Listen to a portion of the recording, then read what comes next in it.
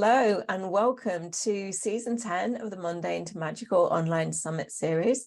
My name is Louise Matson, and as always, I'm truly blessed to be your host.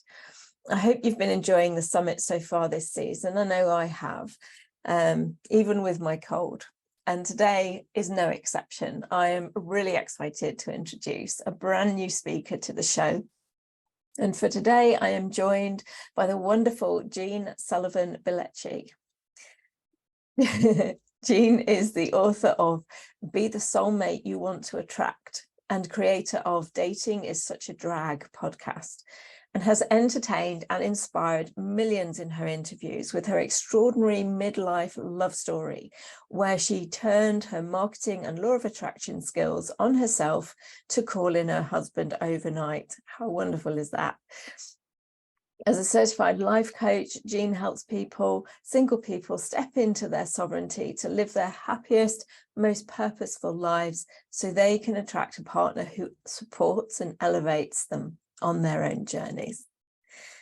Jeanne's topic for this show today is how I manifested my soulmate overnight, 6 keys to calling in your partner faster. Now, there's been much talk over the years around soulmates. What are they? You know, is there a soulmate out there for each and every one of us? And also with all the shifts and changes that have occurred in relationships over the recent years, as more and more people have begun to really stand firmly in their truth, which has led to many long-term relationships breaking down, including my own. What better time to learn how to attract a life partner that vibrates at the same or similar frequency as you, to dance with you across the many vibrational transformations yet to come. As always, this is an interactive call, so please feel free to ask questions throughout and using the chat and Q&A sections on Zoom. Unfortunately, if you are watching on YouTube through the live stream, I cannot check the live stream comments, so the chat and Q&A is only open to those on Zoom. But I will endeavour to weave as many of the questions that I see into the conversation as we go. So let's get started. It's with a great pleasure and an absolute honour that I welcome you to the summit, Jeanne. Thank you so much, Louise. I just love being with someone I can just speak the same language, just talking in the vibrations. It's just so great. Sometimes people give me a look like a higher vibrational soulmate. What? It's great. And I'm looking forward to picking up some tips, actually, because I'm ready to invite my own like vibration soulmate. I got you. So just because you are brand new to the summit, I just thought it'd be nice for you to just introduce yourself a little bit briefly, and in particular, you know, the work that you do in helping people, and you know, how you manage to manifest your perfect soulmate in overnight. I mean, that's incredible. It really is incredible, and I have to share, and when I share the challenges I was facing, it's even more extraordinary. And I really want to inspire your audience that some of the things that they think are in the way are actually not in the way. So before we get into that, I'm Jeanne Sullivan Billeci. You pronounced my name perfectly, by the way. That's pretty magical. I am the soulmate coach. I'm primarily a dating coach, but I'm also a relationship coach.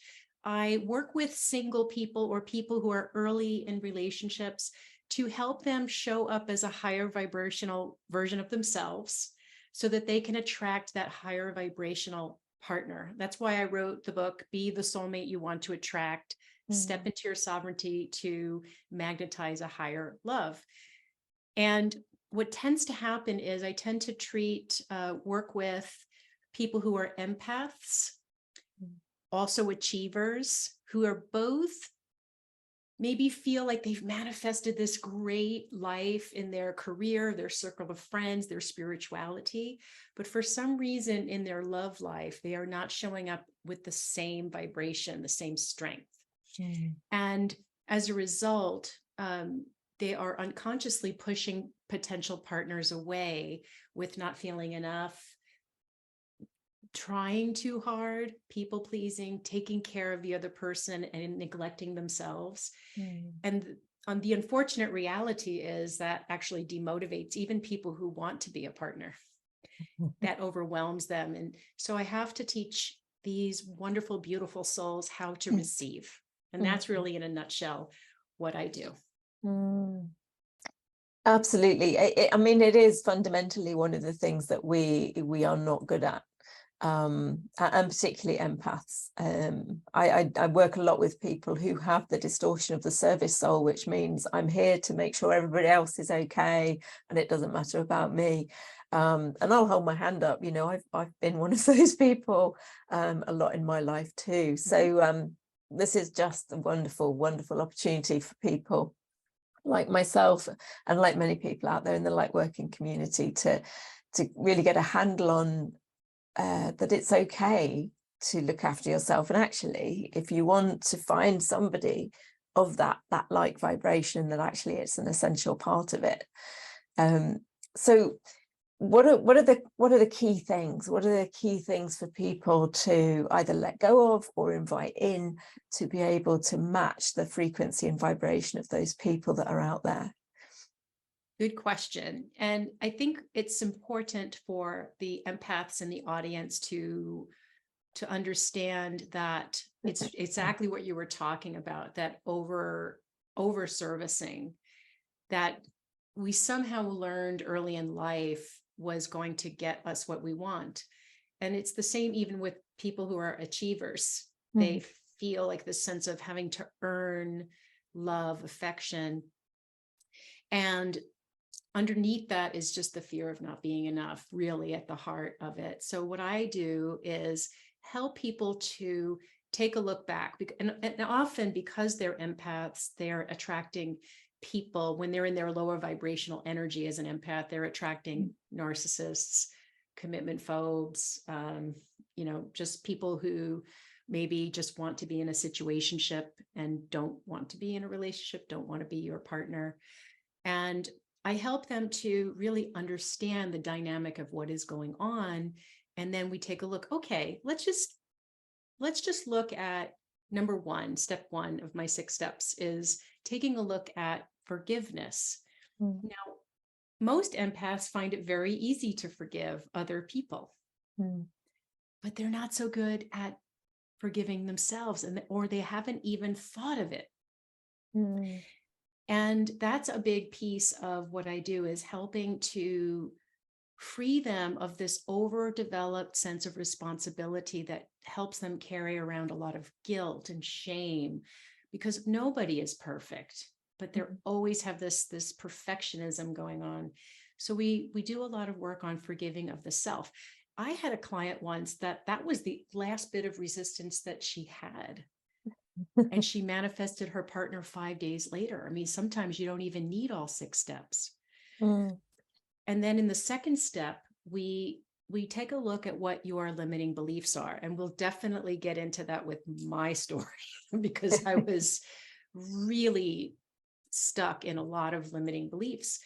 And it's the limiting beliefs that keep us stuck in having a very limited view of what is possible for us. It's very much a lack mindset that I help people with. And it shows up as their own version of commitment phobia, not feeling like they're enough, or they may feel like the good ones are all taken and there's nobody who can show up in their power beside me. It's all different expressions of the same issue. So we teach them how to really choose better feeling thoughts so that your vibration rises, because in law of attraction, your vibration is directly related to your emotion. So we're always looking to challenge the limiting belief, look for evidence it's not true, and then choose more affirming, constructive beliefs that give us relief and make us feel better and raise our vibration. Then in the step 3, I talk about being the heroine or hero of your story, or the leading lady, leading man. Forgive me, I don't mean to place a gender on someone, because this works for everyone, but just not being the leader or sovereign of your life.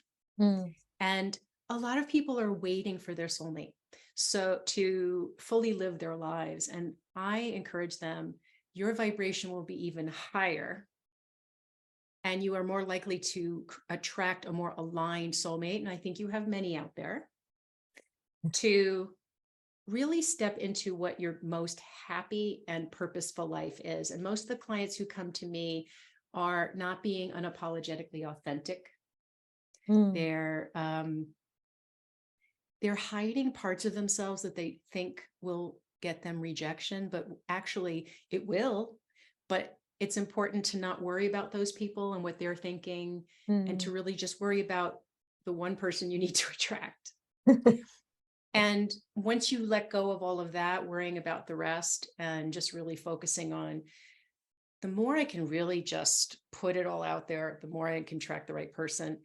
And then in the step 4, we talk about learning how to trust yourself. What's the difference between your anxious and your intuitive voice? We do a lot of that. And then trusting yourself enough to have healthy boundaries, to pay attention to the red flags when you see a narcissist on a first date, and to honor that and not make excuses and move on. And then in the 5th step, we do like branding. How do we put a profile out there that's so wildly you and so authentic and unique that it just gets the attention of the right people and scares away the wrong ones? And then in the 6th step, we just talk about how to pursue the right chemistry. We're trained to pursue a chemistry that's really much more about physical excitement, that lasts about 18 months.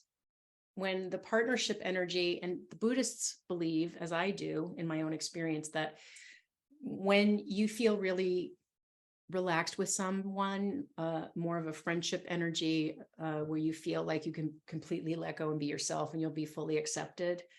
We're taught that that's settling or boring, but it actually is the more of the energy that leads to partnership. And, people think, oh, I'm going to give up having great sex if I don't have that zazazoo in the beginning. But when you can just really let go and be 100% yourself and not worry about what you look like when you're naked, it's really good. So I know that was a lot, but I just wanted to put all that out there so that anything that really called to you about that, we could really dive into. I think one of the key things is a lot of people have that kind of thing. I've got to see it to believe it. I've got to see it happening before I believe it can happen.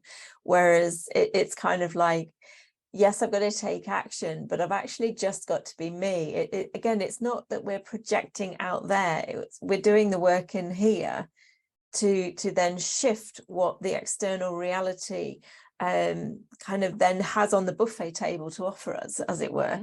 And so we have to believe it and make and be okay about ourselves, to be ourselves, to then kind of, as it were, turn that table on the buffet table and then have that in front of us that we're actually looking for to kind of come and because it's not like, a lot of people are scared of taking action.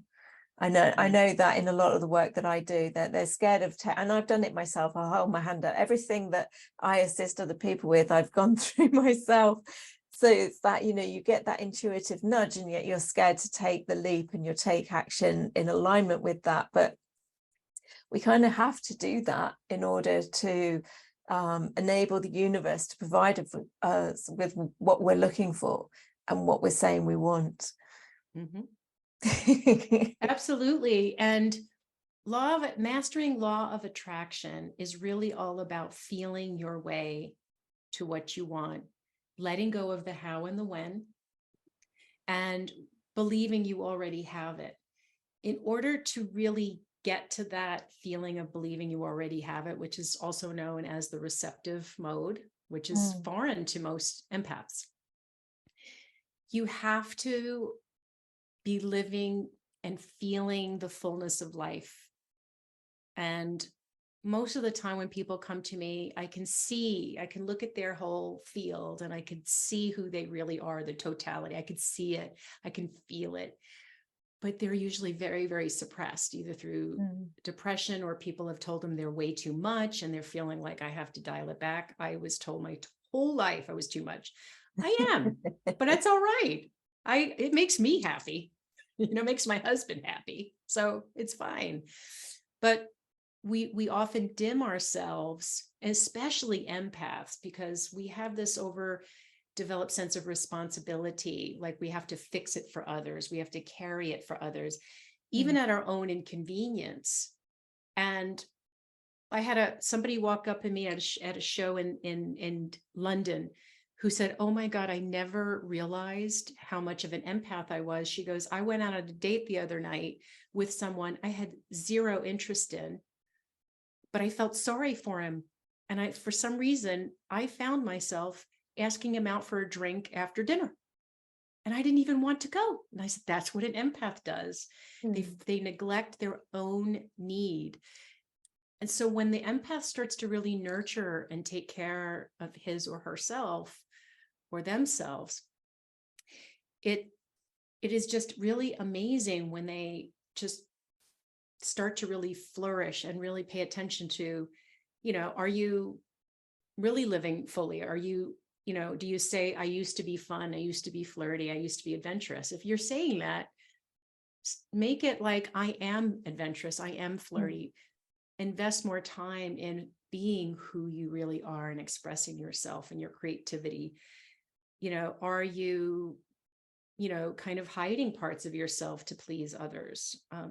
I would encourage you to stop that. I have a client who was telling me she's in her 70s and she's a lesbian and she's not outed to any of her friends. And it's costing her so much to not be able to be valued and celebrated for who she is. So these are the things that if you can start the journey of really loving and accepting yourself, it is amazing. You become your own best friend. And then the process of finding a partner is really just the icing on an already delicious, decadent piece of cake. And it takes the stress. Whenever we feel tension about dating, tension about, I have to make this happen, to your point, that means we're focusing on the lack of what we want and we're having tension and anxiety, which is that's the wrong vibration. It's the wrong direction. You want to feel, you know what, I have a really full life. It would be so great to have someone. I know that person's coming. I know that person's almost here. And live with that joy and just savor those emotions of feeling it as it's already here. And it will come so much faster.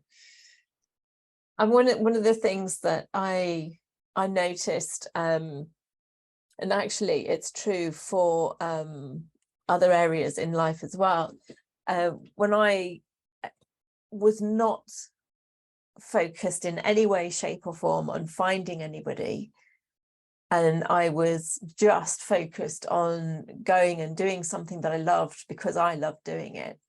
And one of the things was I love dancing. And so I went to a jive class, and I didn't go to a jive class to meet anyone. I went to a jive class because I love dancing, and I was having such a good time that I actually met somebody. That is so awesome. I love that. And that's the thing, right? I remember doing really dumb things like to try to meet somebody in my 30s. I took a golf lesson thinking, oh, I will meet like professional men. And I was like, years later, I was like, that was so dumb. Like, what am I going to do when I meet somebody who's into golf? I'm going to pretend and be completely drained, trying to pretend that I like. So that's just it's so delicious and affirming that you took that class and then you met someone. I just think that's just exactly what you're supposed to do. You were totally relishing in the deliciousness of life, and it makes you so magnetic. We've got a question in the Q&A. Chelsea's put, Jeanne, please help. I'm 26 years old and I live in LA, but I feel called to move to London. And at the same time, I'm ready to call in my soulmate, but I feel a bit discouraged in my current dating life as I'm in a bit of limbo since the transitioning to get ready to move. I would love if I could get some clarity if I'm on the right path or frequency for calling in my soulmate, and if possible, why London is calling me. I can only take a guess because I haven't spoken with you, but I can tell you I have little goosebumpies because ever since I was a little girl, I always was so I grew up in New York City, New York State.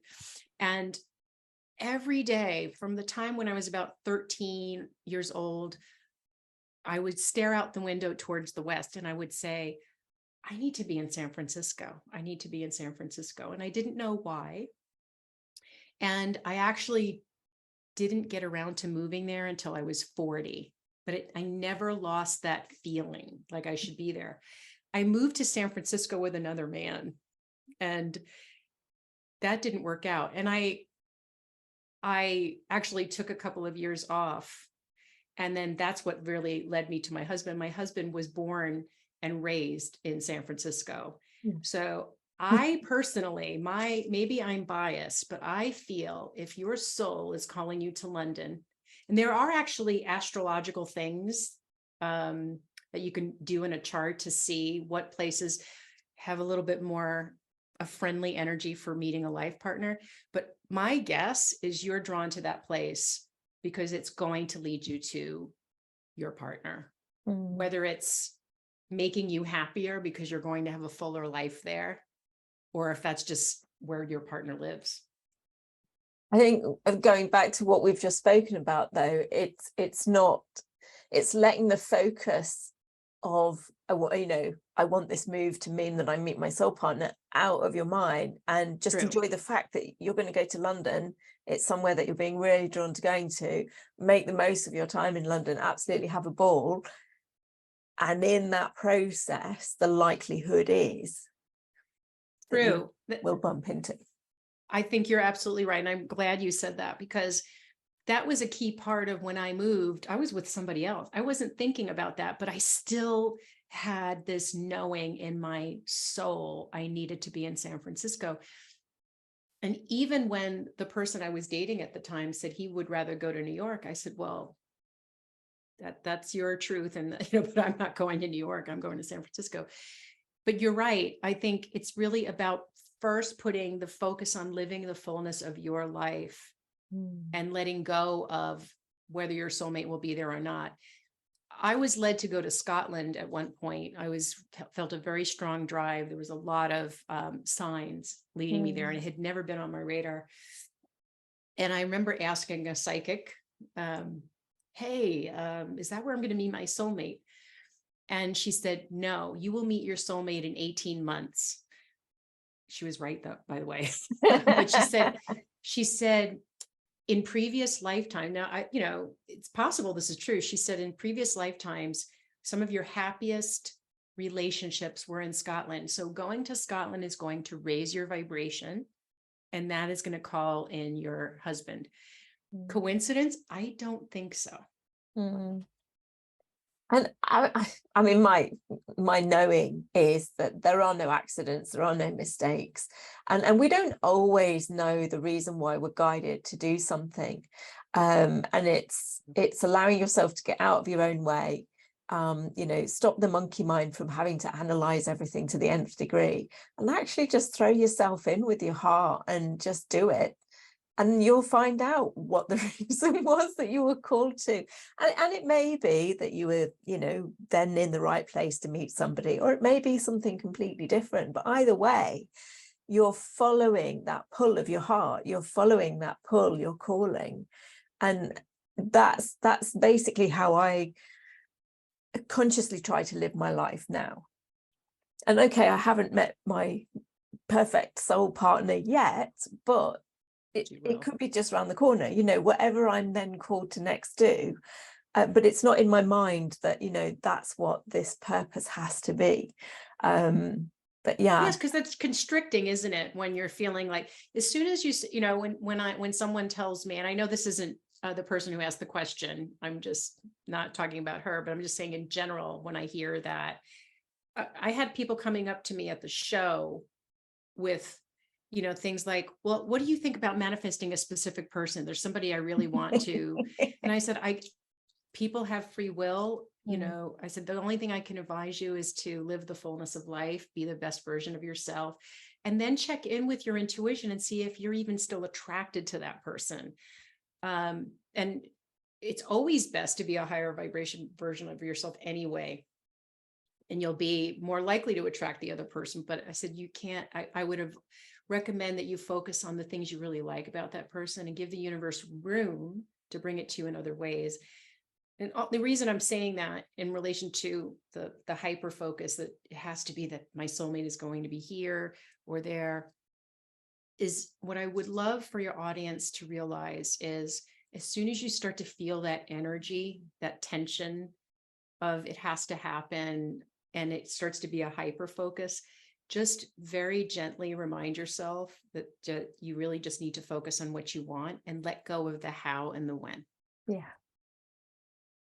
Absolutely. And that's actually very relevant to what Agnieszka's put. They were told to think how they wanted to be treated by the future husband. And she never thought that it would be important. She knew how she would treat the husband, but didn't know how she wanted to actually be treated.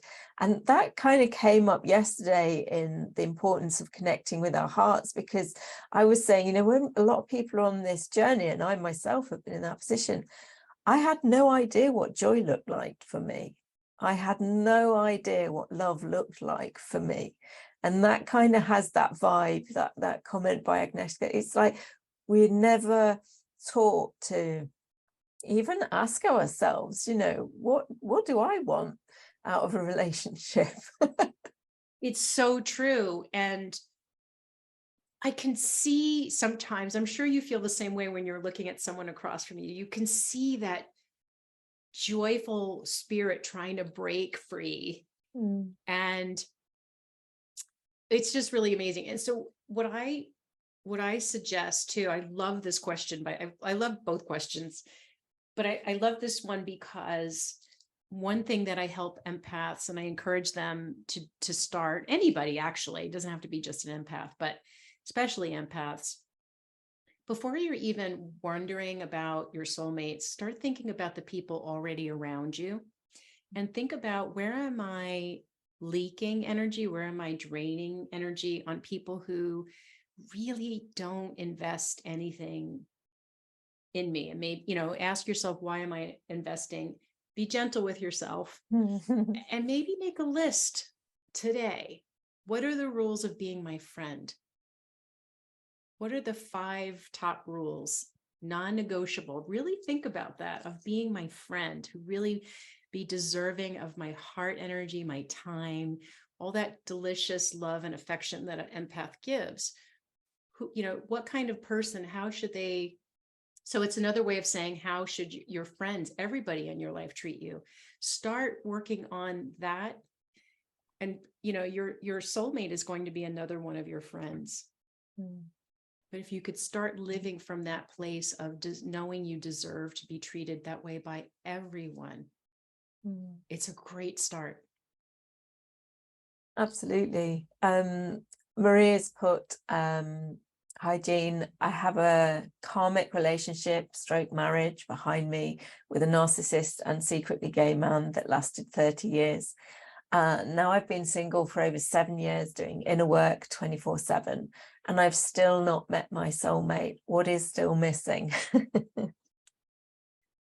I can take some guesses. And, you know, if anybody just feels like they want to talk more, we'll have more information later. I'll do my best, not knowing enough information, but based on my experience with empaths and narcissists,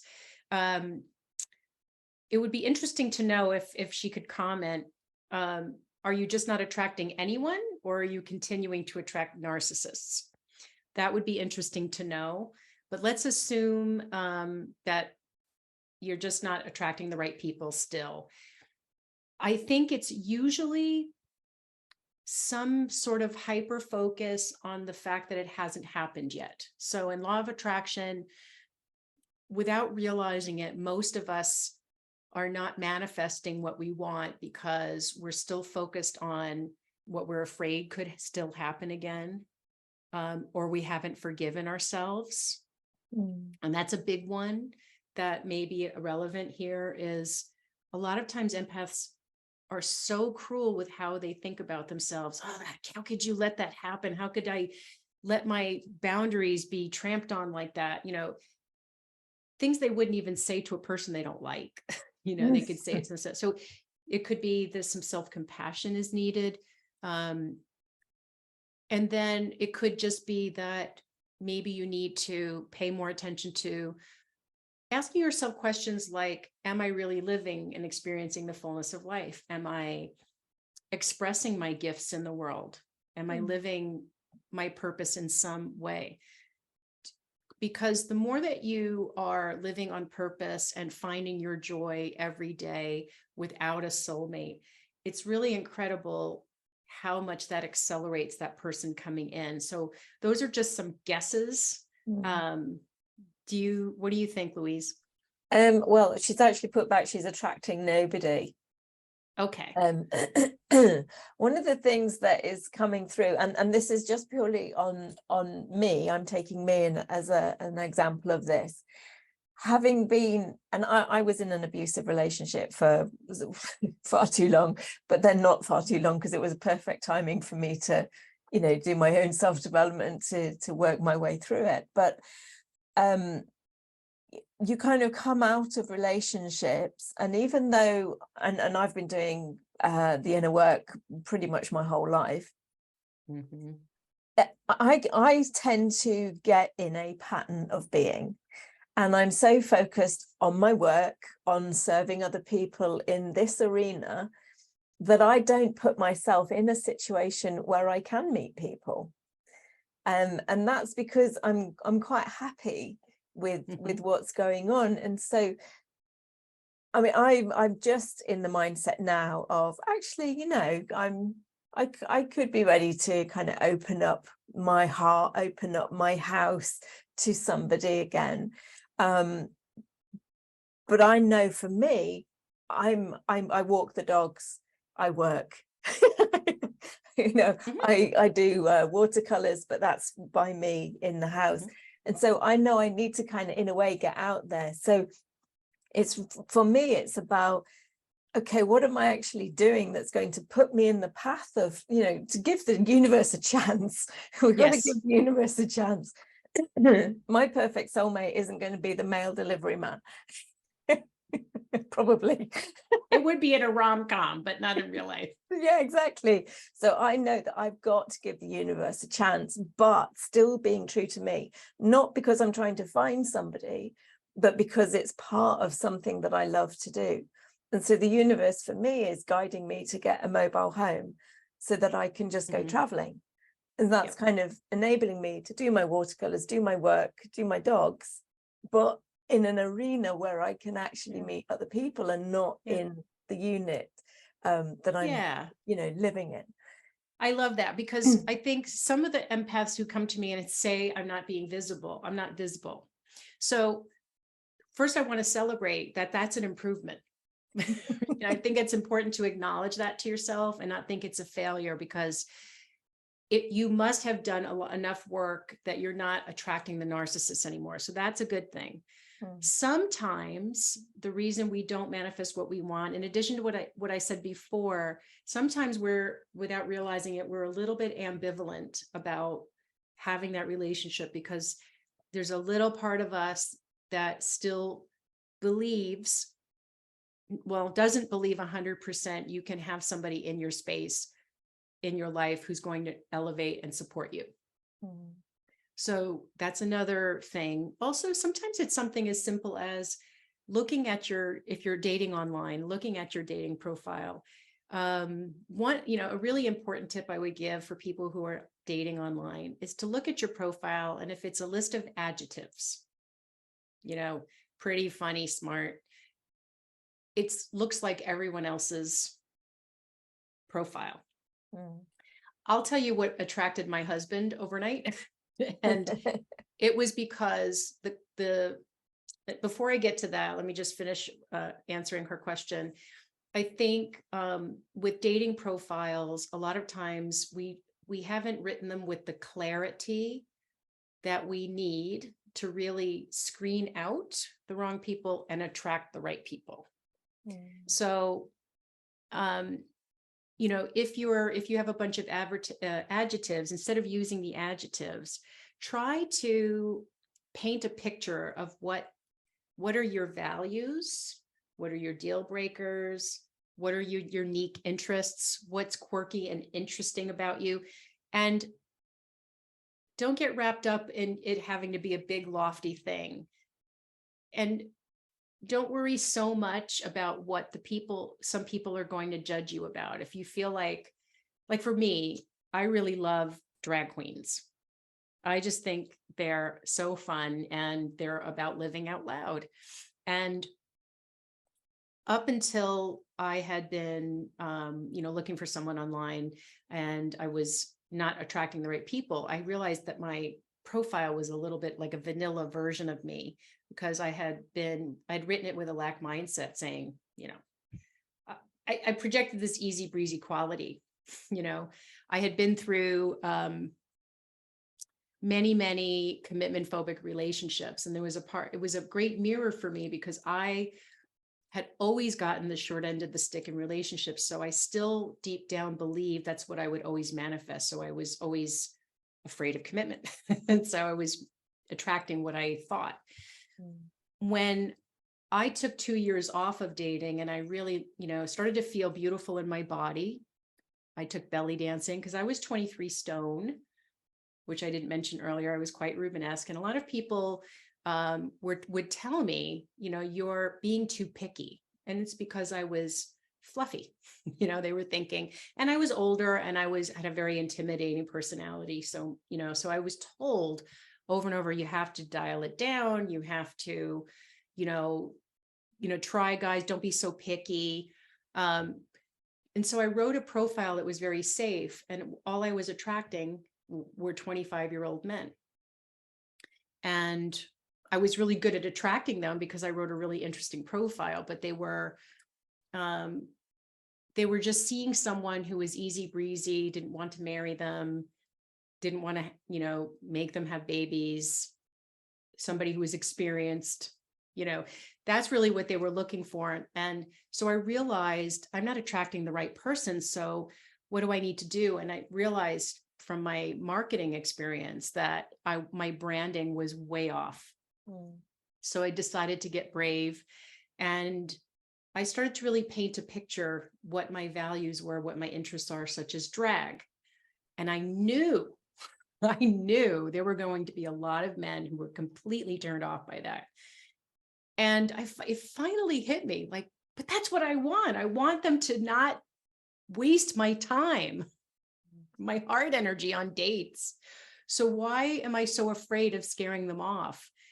And it was that very attitude when I put, you know, for example, when I say don't use the adjective. So if you want to say that you're funny, just, you know, what does that look like? What does that feel like? Because there were different variations of funny. You could say, my friends call me the female Jim Carrey. That's a very clear picture of what you would be like, right? Or I'm looking for, you know, somebody who's a mix between Jim Carrey and Graham Norton, you know, whatever, the love child. It's an interesting way to put something, but it also is very clear about maybe your politics, maybe your sense of humor. And you do that for a few different qualities that are important to convey about yourself. And then you put pictures that match that. You would be shocked how quickly you change who you attract.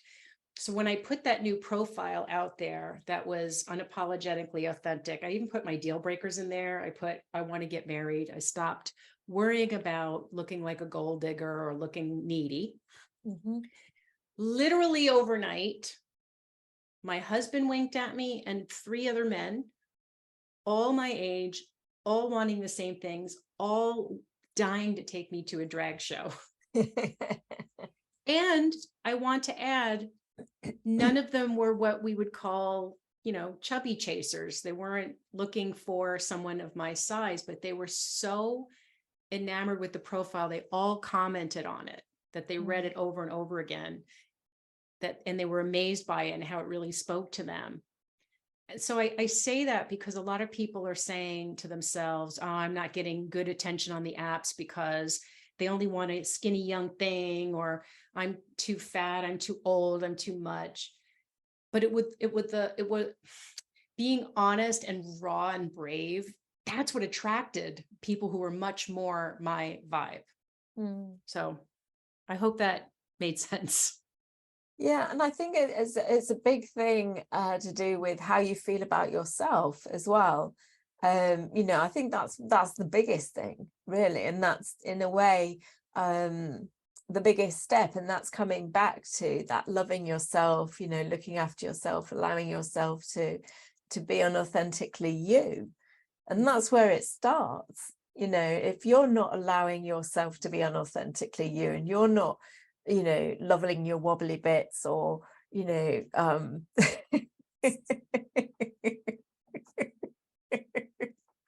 if you can't look in the mirror and say you're fantastic, then, you know, that energy is going to be radiating through whether you're, you know, in a supermarket queue and you're not on online dating things, or whether you are putting your profile out there, because you're putting in all of your own hang-ups onto this thing. When I went dancing, like I say, I had no intention of meeting anybody. That's not what it was about. I love dancing and I wanted to dance and I wanted to learn something new. And so I was learning jive and salsa and tango, and I was having a whale of a time. I didn't care that I was, you know, more overweight than I'd been in a number of years, or it didn't enter my mind. And therefore it didn't enter the people's minds who I was with, because it was all about connecting with people and dancing and enjoying life and just loving the music. But I know if I'd have written a profile and if I'd have been trying to find somebody, then all of those hang-ups that I would have had about myself would have just plastered themselves all over that page. Oh, I love that story so much. I just love that, because you could just feel your joy and deliciousness in that moment. And that's how I felt with belly dancing, because I saw a lot of the famous dancers in Middle Eastern dance culture were fluffy, they were Rubenesque, and they were revered. And it was just mind blowing to me, having grown up being shamed for my weight my entire life, and even from an ex-boyfriend to be shamed. And to see that blew my mind. And the thing that was so funny is I just was there to feel good and strong.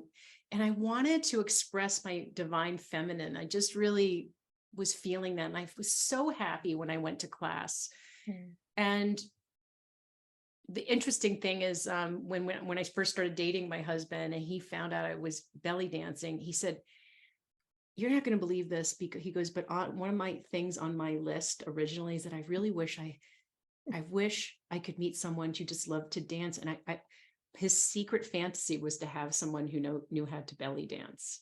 It was very, I don't know, just very law of attraction about that. But I wanted to say something, because I have this feeling there's someone in the audience who maybe has rewritten a profile and they've done this work and they notice an improvement in the quality of the people coming in, but then maybe still not the right fit. I just want to say, if somebody here is experiencing that, this is when we do something in law of attraction called celebrating the closeness of the match. Instead of using it as an opportunity to go, "Oh God, I got all excited about it and it's the same result again. I'm just give up. I give up. I give up," which is what a lot of people do. It's important to recognize that there has been an improvement. And that means you are on the right track. It's just that you needed that contrast of, yeah, that was better, but there was still something not quite right. And to refocus on what you do actually want. What did you learn from that? But it's actually a time to get excited, not to give up. Yeah, absolutely. I mean, one of the things that is coming through is that Spirit's always saying that awareness is the omega, and the alpha and the omega. It's the beginning and the end. Without awareness of something, you can't make any changes. But it's also allowing yourself to rejoice in those moments of awareness that might make you at other times kind of get downhearted about something. It's like, we can do that, we can go there, then, and quite often we have done. But if we actually go, oh, actually, with this awareness of this thing, it means that I can make a change, I can make a tweak, I can mix it up a bit, I can do something out of the normal pattern that I'm used to doing, rather and rejoice in the fact that this is an opportunity to make that change. And kind of rewrite your list. It's kind of really be radically honest with yourself. And that's one of the key things on this journey to standing in the sovereignty, is to be radically honest with yourself. If you can't be radically honest with yourself, you can't be radically honest with anybody else. We've got to really, what do I want? What do I want? What do I want to attract? Who do I want to attract? What qualities do they have? That it's like, okay, well, what am I? Who am I? And what qualities do I have? Exactly. And if people listening get nothing else, look at my story. Look at all the things that society said were strikes against me. I was old, I was heavy, I was intimidating, supposedly, but I didn't listen to them. And I really believed in my heart, finally, that I could ask the universe for more, that I wasn't being too picky, that I could ask the universe for more. So everyone listening here, I am living proof you can ask the universe for more. Dear empaths, ask for more. You deserve it, and you can have it. You absolutely can. You really can. You just have to start changing your mind about what's possible for you, and continue working on your vibration and letting go of the how and the when. Absolutely. Yeah. I mean, in my life, throughout various relationships, I've put up, I've settled, I've put up with, just for fear of never actually really feeling love. And I think that's come from childhood and desperately wanting to be loved by my parents, and for whatever reason just not receiving it, not understanding what it was that I was doing wrong. So it wasn't like I could fix this thing. But we settle for something. We settle for an opinion about ourselves. We settle for what we think the universe has to offer us, or what's available out there. Or we settle in a relationship that's okay, but it's really not firing you up. and it's because we think, oh, well, at least I have this, and if I didn't have this, then I would have nothing, and there wouldn't be what I wanted out there. But there is, and it comes back to that believing it, and you'll see it, because it's the universe is dying to give us what we want. It really is. So true. It's so true. And it's amazing how much we talk ourselves out of what we want. And I think that's part of our jobs, right? We're helping remind people how much magic there still is in the world, and how powerful each person here really is. And to stop listening to the outside world for validation of who you are and for proof that you're lovable. Just remember how magnificent you are. That's the key. Absolutely. And one of the things that I love, and I can't remember if it was oh yeah, it was one of the things that you put as your bullet points, why flying your freak flag is your secret sauce. I absolutely love that. I absolutely love that, because we are unique. We are, yes, we're all part of the all that is. Yes, we're all connected.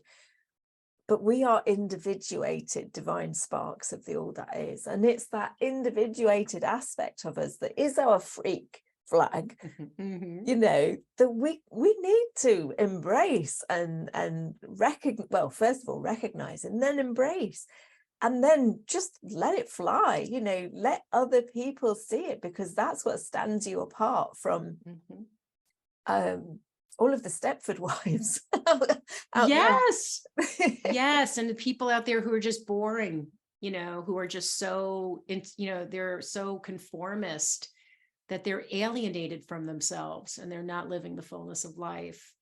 And it's so important. I mean, it is absolutely true that that overnight shift of me really leaning into what was fabulous about me and my just knowing I deserved it and it would eventually come. I just needed to just let go already.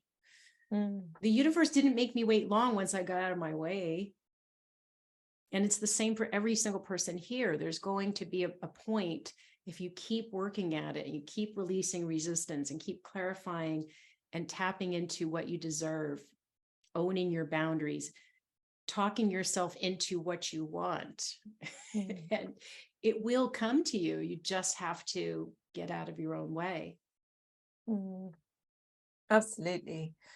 I think one of the takeaway things for people who are listening to this or connecting into this is to, and I know this is really difficult for people, because if I asked you to write 10 things that you didn't like about yourself, you'd be like, easy peasy, I can reel those off quickly. But, you know, go through and write 10 things that you love about yourself, 10 things that stands you apart from everybody else, that's uniquely yours. And it may be, I've got 2 webbed feet. 2 of my toes are webbed, they're connected, and I love them. They're like one of my favorite things about me. It's like, that's my mermaid essence coming through. But, you know, it's just, you know, right, and reframing those things that you may have disliked about yourself. So when I'm a bit overweight and I've got a bit of extra padding, I think, well, at least I'm more comfy to snuggle up with. It's true. And the reason I love drag queens so much is a lot of people think, oh, well, they're just putting on a mask. Actually, every drag queen will tell you that the alter ego that they are displaying is really not an alter ego. It's actually who they really are inside, fully unleashed, unapologetically. And I find that very inspiring. And it doesn't mean you have to go and do drag.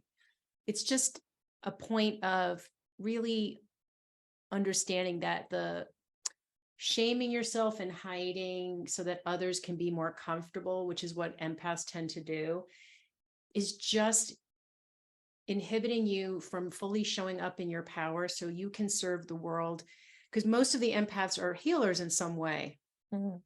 And by dimming your light so much, by pretending to be less than you are, so others can be more comfortable, others can be served, you're actually taking energy away from you really shining brighter and really showing up in full service to the people who are meant to really receive your gifts in the world and celebrate and elevate you.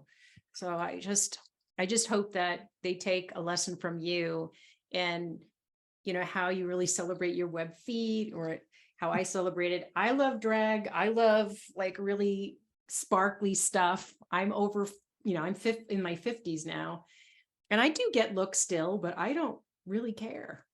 This stuff makes me happy.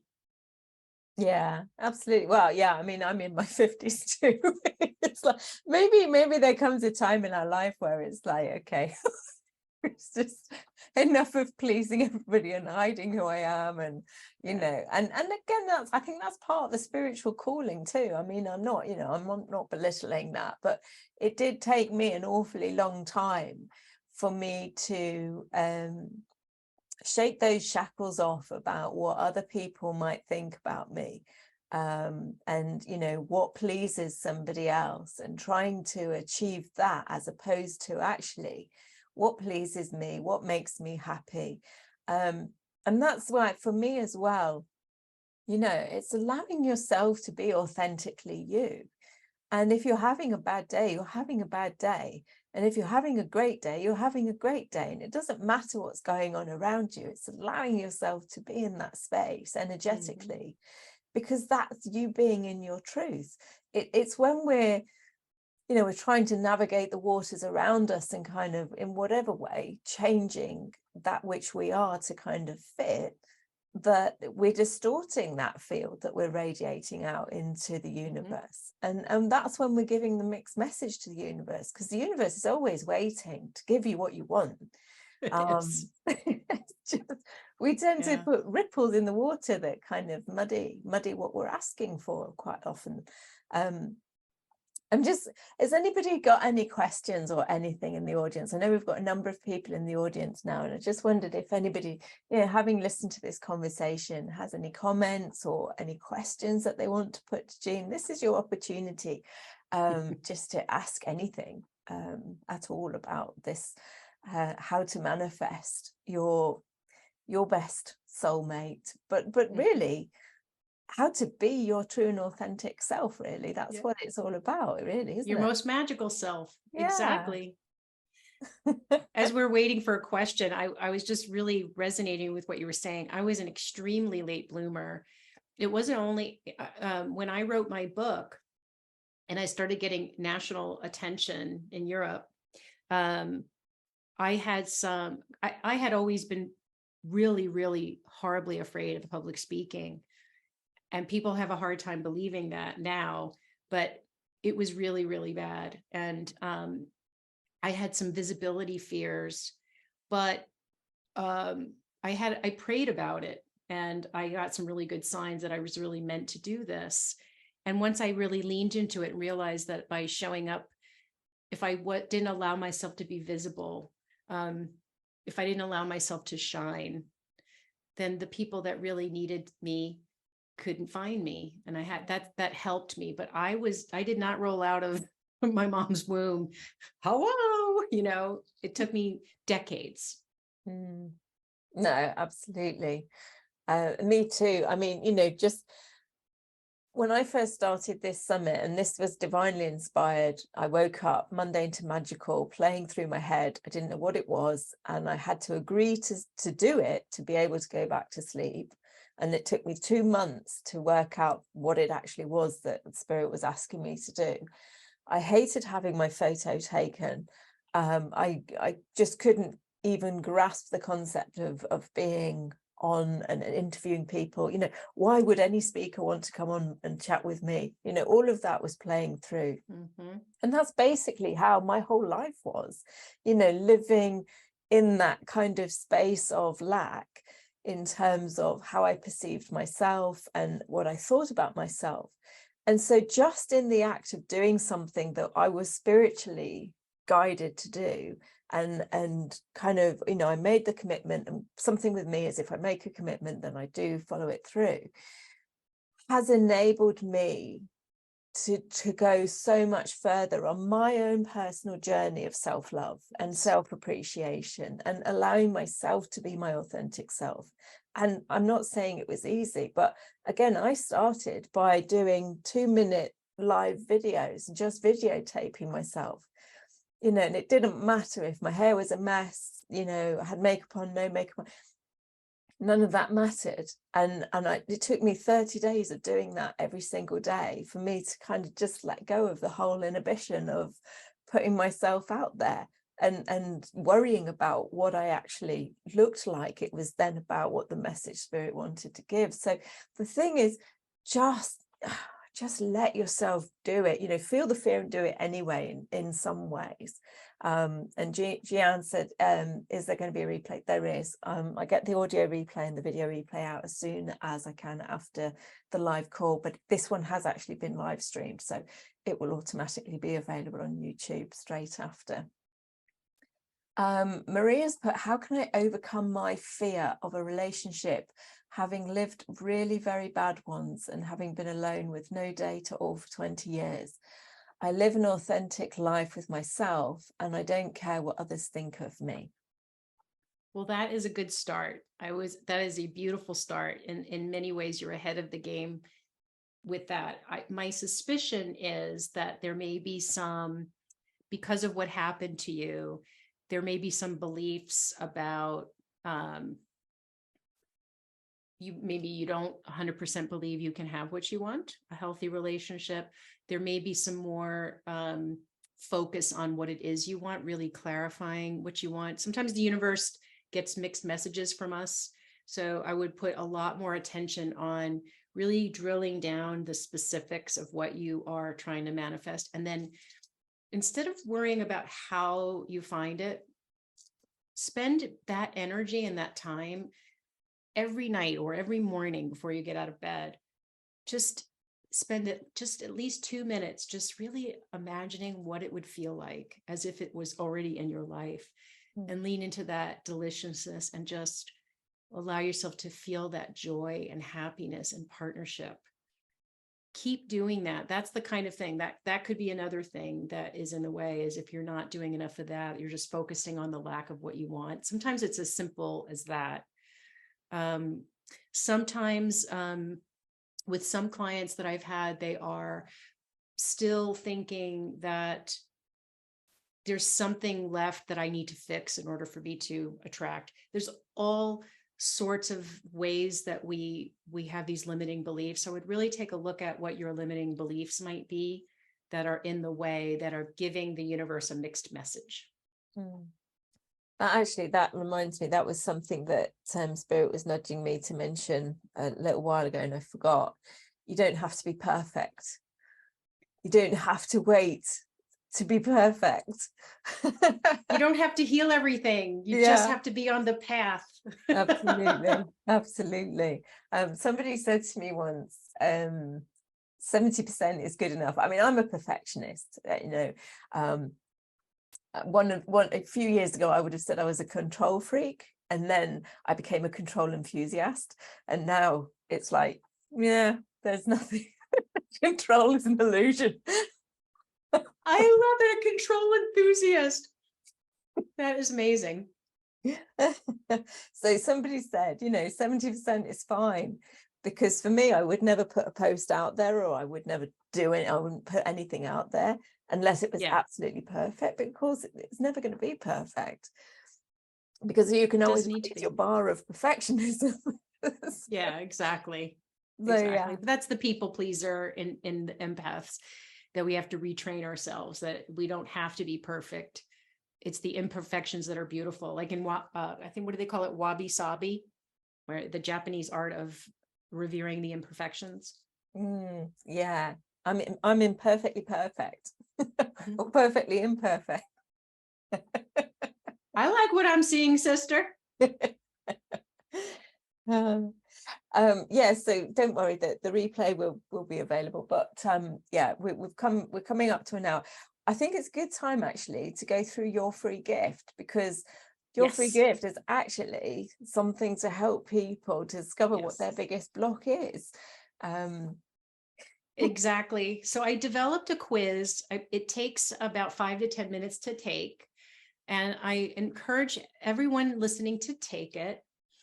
Even if you're in a relationship, it helps you to show up. It helps you find the last bits of resistance that are preventing you from fully showing up as your best self. It gives you an indication of what your biggest block to fully receiving love is. And I purposely, put options in there. Like, if none of the options fit you, you can choose none of the above. But I really encourage you to be honest with yourself.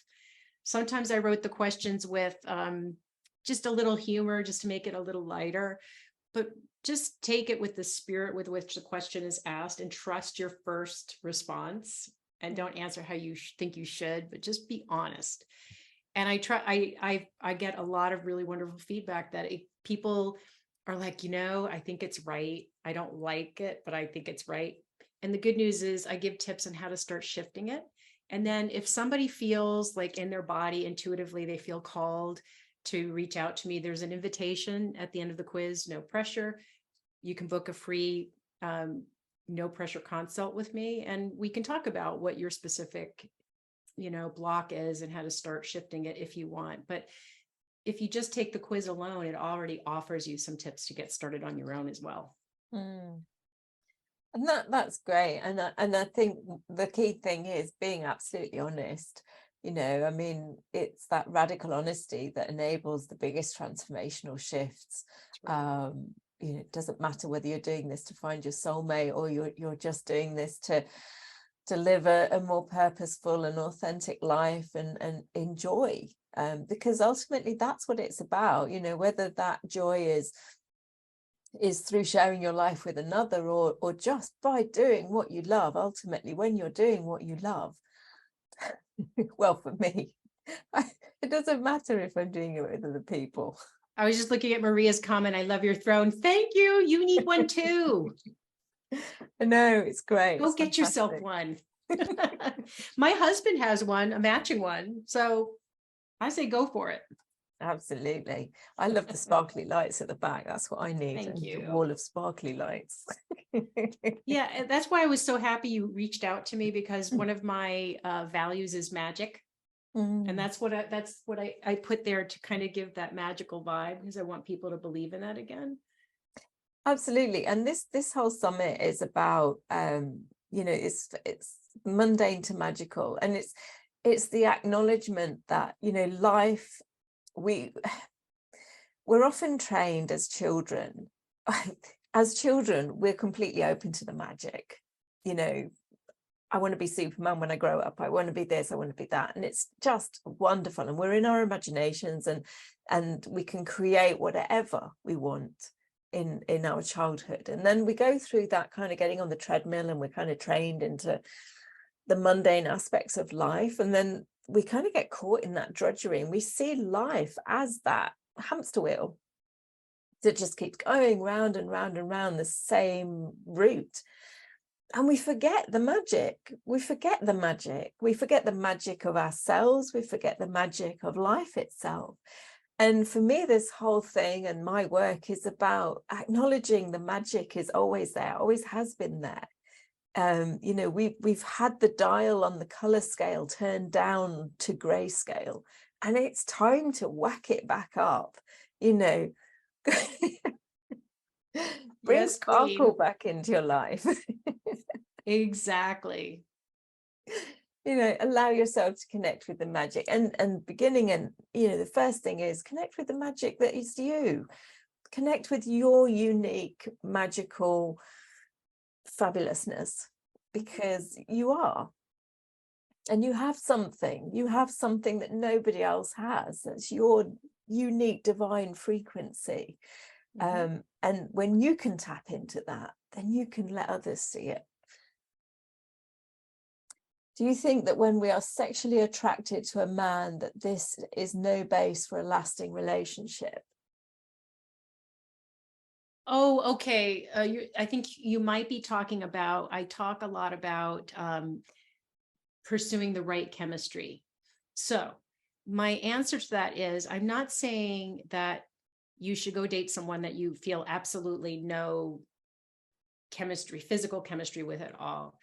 What I'm saying is to be honest with yourself with which instinct, whether your instinct or intuition is in charge.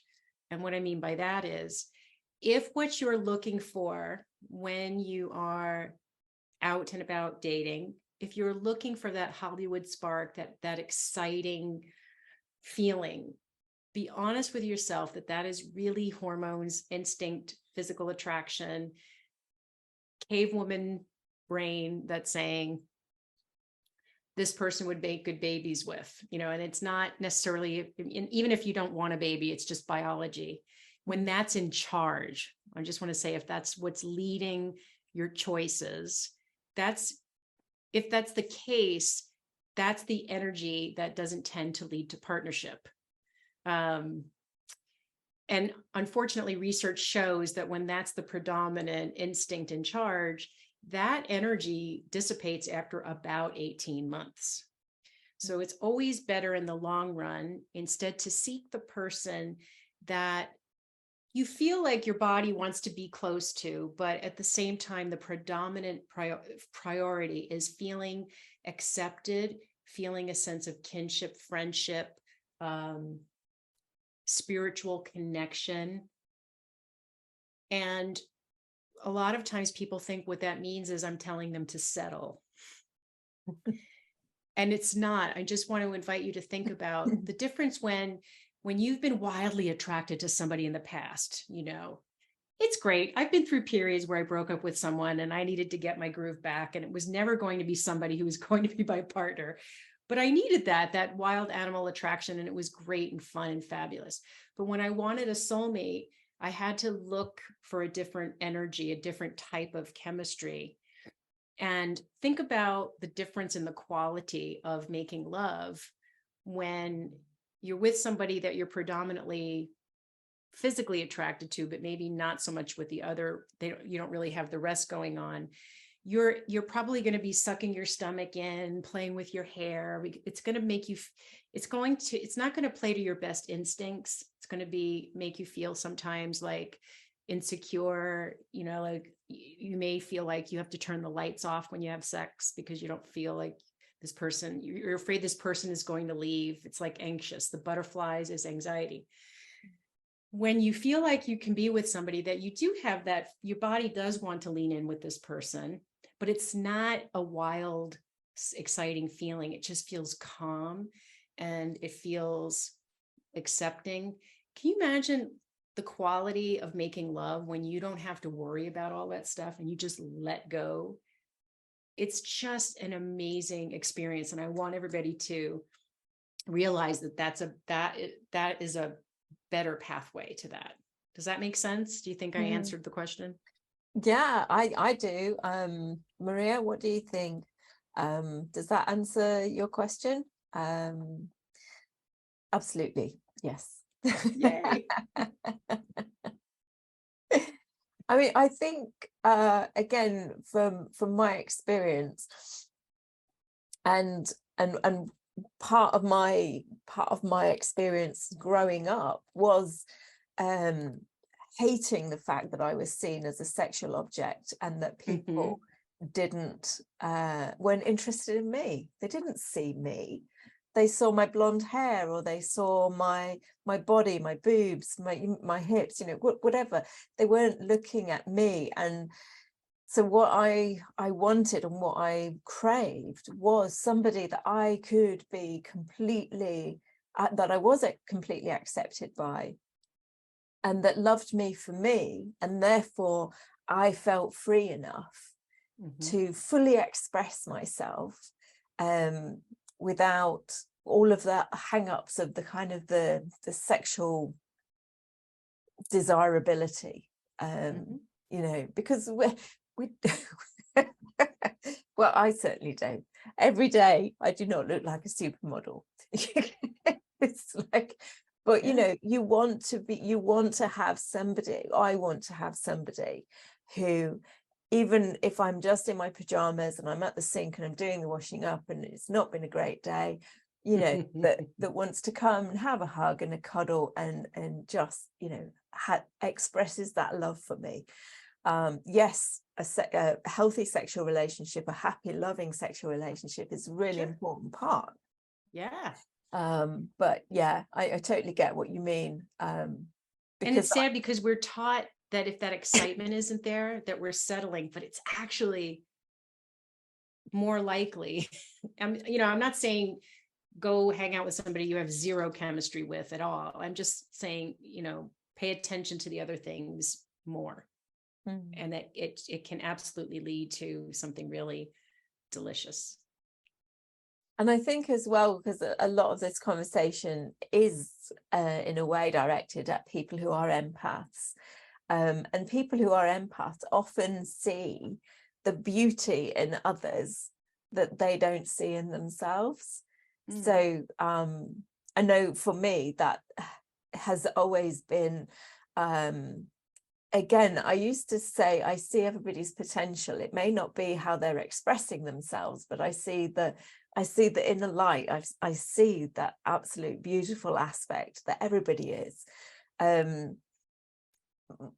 Again, I got tangled up because I thought it was my role to bring that to the surface, but that's everybody's individual journey. But as an empath, you see the beauty in everybody. You can be attracted I remember my partner that I broke up with most recently. You know, his big thing was that he was 20 years older than me, and that he was worried that one day I was going to wake up and think, oh my goodness, he's an old man. And it's like, no, I saw your salt and pepper hair. I saw all of that, but it didn't detract from who I knew you were to be, who I knew you were. You know, I saw your inner light, and I thought that was the sexiest thing on the planet. You know, it was just unbelievable. So again, you know, sexual attraction for me is as well a vibrational thing as much as it is a physical thing. And I don't know if that makes sense to people, but that's because I am an empath. And if you are empaths, then maybe you understand that too. You know, we don't necessarily need the Coca-Cola ad man. You know, the person that really does something for us, that really sparks our interest, to themselves may have many flaws, but we see the beauty. We see that spark in people. So yeah, that was my take on it. I love it. See the spark and the beauty in yourself, and you're on the right path. Absolutely. And I think that's basically what this whole conversation has been about, you know, recognizing, seeing, appreciating your own spark and deliciousness, flying your freak flag. I love that. I absolutely love that. And and then if you can do that, if you can see that and you can love it, so much easier then for the universe to bring forward that perfect person for you. Yeah, I see it with clients all the time. When they started with thinking, I had a client who was a gay gentleman, very successful in business, but he said, oh, I'm in my 50s and I'm overweight and the gay community is so superficial. And he was just talking himself out of what was possible for him. And then he started to, and also he was trying too hard. He was definitely an empath. When he let all that go and he started remembering, because he was just, if he were here right now, you would just love him. He's just one of those people. He's just such a beautiful, bright energy. But he was dimming it all the time. But when he finally kind of remembered who he is, and he just started living that deliciousness of life, he found somebody in 3 months, and it was a person half his age. It reminded me when you were talking about the salt and pepper hair. He hadn't thought that somebody that age would really see what was beautiful about him. And I've seen them together. They've been together 2 years now. And the way that younger person looks at him just takes my breath away. He doesn't care that he's a little bit fluffy, and he doesn't care that he's 60. He doesn't care. He just sees how beautiful he is. And that's what I want everybody to experience. Absolutely. So I'm aware of the time. We've had a fantastic conversation. I've loved it. I hope everybody else has. Yeah, me too. We had fun. Absolutely. Well, that's what it's about, though. That's what it's about. So yeah, Maria's saying great talk, great help. Regina's saying I loved this. I'm so glad. I mean, I always trust the universe is bringing the perfect conversation to each show, but it is such a joy to bring in new speakers and new flavors of magic. I do love that. That's one of the things. Thank you so much for having me. I really appreciate you having me on the show. It's been an absolute joy, an absolute ball. I've loved it. Thank you so much for joining us, Jeanne. Is there anything that you want to end on to kind of give that parting gift to the audience? Just allow yourself to receive the love you deserve. Allow yourself to give up trying so hard, and allow yourself to ask the universe for more. You absolutely deserve it. You absolutely can have it. Absolutely. That's beautiful. Excellent. Thank you so much, everybody. So much love to you. My heart is massively opened. I've really enjoyed this conversation, and I hope you all have too, whether you've caught it on the replay or whether you've managed to catch it live. Tomorrow we have our last speaker, and then I will be doing the closing conversation on Sunday. But tomorrow we have another live call with the wonderful Jade de Cruz, who will be talking about black magic.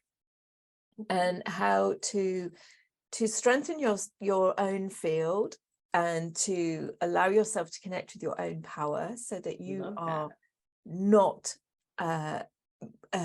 vulnerable to the manipulation of outside forces, external energies, other people's energy. So that's one not to be missed as well. I'm really excited for that conversation, another new speaker.